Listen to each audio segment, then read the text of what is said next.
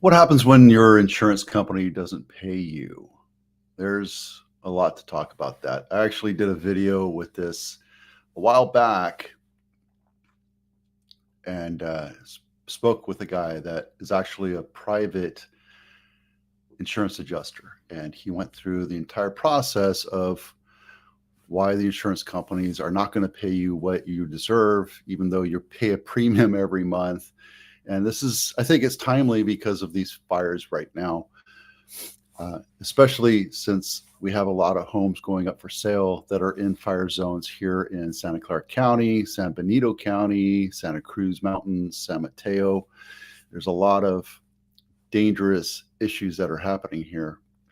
We talk about the calamity and the problems people are having buying homes in fire zones and having to pay the FAIR Plan.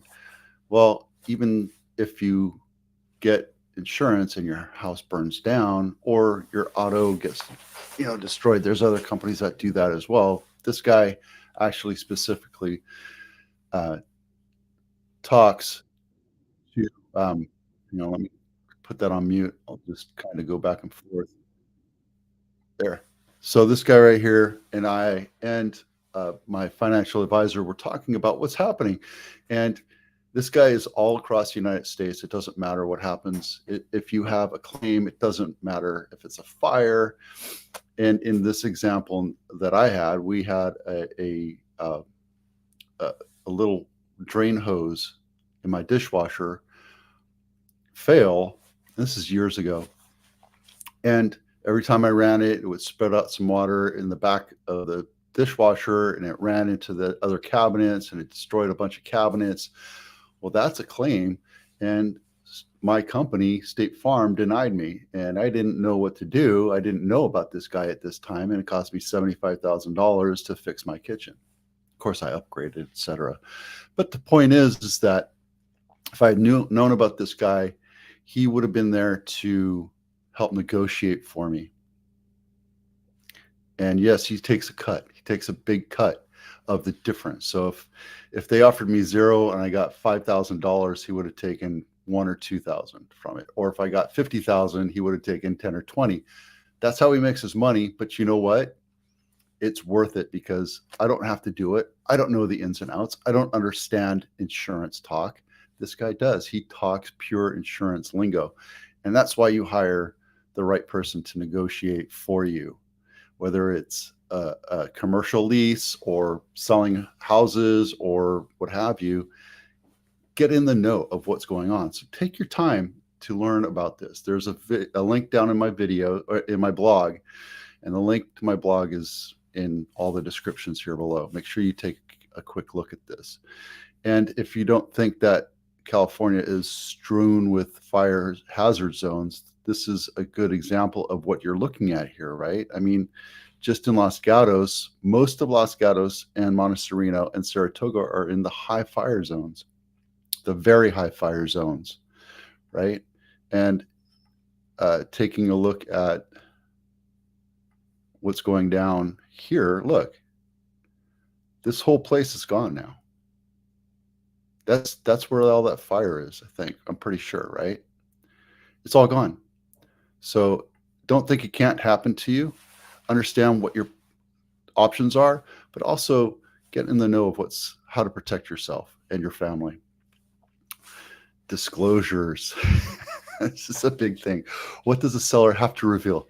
Anything material, anything. You switched out your light switch, you switched out your plugs.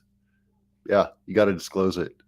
You put floors, your dog peed on the floor. Yeah, you got to do that. Somebody died on your property. Yeah, you got to do that. You remodeled your house. Yes. You remodeled your kitchen. You remodeled your bathroom. Yes, absolutely. Why wouldn't you want to disclose everything? Here's my point. Anything that could affect the sale of your home should be disclosed. But what if it scares away a buyer? You don't want that buyer. If you have a mamby-pamby buyer going, oh my God, I'm going through this right now with my listing in Hollister. We have an offer and there's a little bit of water damage underneath the patio, the deck. And the way the agent read it is that she needs to see a structural pest inspection after it's replaced. So we're just having it replaced. Basically, it's just water damage and a little bit of mildew, and we're having that replaced. But she's making this big deal out of it. It's going to cost $1,000. If we let her take care of it, it probably would have cost 10 or 15 grand. And here's the thing. When you disclose everything, it doesn't protect you from, hey, I want this fixed. The way we negotiate is, this is what we're telling you. This is everything that you're doing. You're very welcome to have your own inspections, but you got to tell us about it. But this is what we're disclosing to you. Take it or leave it. In LA, Southern California, and different parts of the country, like in Nevada, it's on the buyer to do their due diligence and then come back and say, hey, I found this damage. I want you to fix it or make it whole somehow. So you lower the price or get a credit. Here, we do everything up front, so you don't have to worry about it. You don't come back and say, hey, Mr. Seller, I found $20,000, $30,000 worth of termite damage that you didn't disclose. I want it fixed, or I want it credit, or I want to lower the price. So make it easy, right? Disclose it. And here's the thing. We talk about making the market, list price decreases, or attracting the market. If you want to be a market maker, you're going to go through a lot of different things. And if you think, oh, substantially, I don't care what the buyer gets, you can do that. And in a firestorm of a market, you can get away with that kind of stuff. You don't have to disclose it, but it's going to come back and bite you, right? When and if I sell this house, I'm going to have to disclose everything: new windows, new floors, new insulation, new bathrooms, new kitchens, twice because of the water damage. I had to disclose that, right? I painted the house. I painted the inside of the house multiple times. I dropped the vault ceiling to a tray ceiling. I did all that work myself. I did the electrical work myself. I have to disclose all that kind of stuff. I did the patio. I did the landscaping 3 times. Put a pergola out there without a permit because I just didn't, right? I just don't believe in the permit process when it's outside of the house. Ultimately, it's up to the buyer to understand what they're buying, but you as a seller are responsible for disclosing everything that is material to the house. So make sure that you disclose it, because it will come back and bite you in the ass. And again, come to the attitude with the mindset that when you're selling your house, you want to sell it to the right buyer, not to any buyer. If you have 5 buyers in the pool and one freaks out and says, oh my God, there's too much damage from the inspection report that the seller handed me, you don't want that. There's 4 other buyers that are out there, right? That'll buy your house. They'll read through the disclosures, understand what they're buying, and that mamby-pamby buyer is just not ready to buy a house yet. I'm not saying he's a bad person. He's just a little afraid. He doesn't understand the process. He thinks, oh my God, the world's falling apart. And I was there too. My first house, that was exactly how I was. I was an ignorant buyer. I didn't understand it. Even though I went through the entire course before I ever bought the house, I got my real estate practices or principles class at De Anza, and I listened to the instructor and I understand every process, yet still there was some anxiety going behind it. Well, then I bought my house, and guess what? The house didn't burn down. There were some little things that had to be done.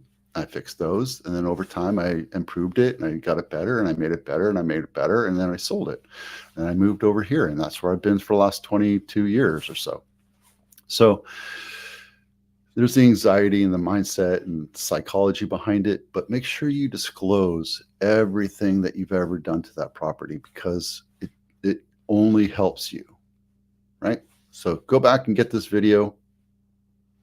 Watch this video. It's an important video. It's timely, because right now there's a lot of houses coming up for sale, and you're going to see that here in the REO and the stress sales and all that. You'll see that we have a ton of houses in the fire zones that are for sale, and you got to know what you're buying. Okay, houses near Apple. Yep, this is the Apple house of the week. Look at this flat roof, 3-bedroom, 2-bath, almost 1,200 square feet, built in 1954. flat roof. I can't get past it. Not my listing, $1.9 million. And that's Apple right here. So it's still a little bit of a distance, but it's not a 40-minute drive.